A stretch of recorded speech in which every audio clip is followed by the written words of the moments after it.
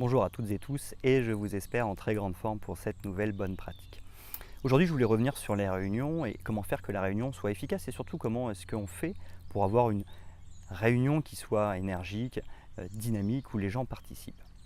On parle souvent de l'importance de l'objectif de la réunion. Ça, c'est certain, il ne faut jamais négliger ni les introductions ni les conclusions parce que, notamment l'introduction, va permettre de définir l'objectif de la réunion, ce qui va créer déjà une première effervescence.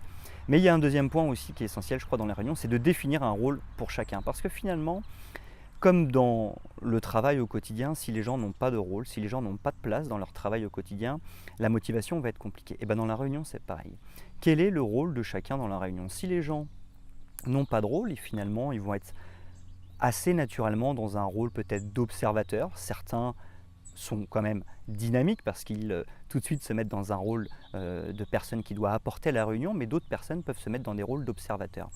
Et donc, si on veut que les gens participent à la réunion, il faut leur donner un rôle qui les fasse participer. Par exemple, vous faites une réunion générale où vous allez aborder des points économiques, des points marketing et des points techniques, par exemple. L'idée va être de définir un rôle à chacun en fonction de ces thèmes. Peut-être qu'une personne peut animer la partie économique, une autre personne va animer la partie marketing et une autre personne va animer la partie technique.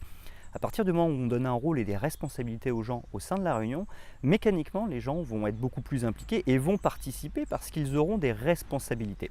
Donc je pense qu'il ne faut pas oublier, lorsqu'on fait une réunion, effectivement de bien travailler ses introductions et ses conclusions pour donner du sens et des objectifs, mais il ne faut aussi pas oublier de se dire quel est le rôle de chacun des membres qui va intervenir, parce que ça va responsabiliser les gens, ça va les impliquer et donc forcément, ils vont participer à la réunion. On aura une réunion beaucoup plus énergique et une réunion effectivement avec beaucoup plus d'émulation.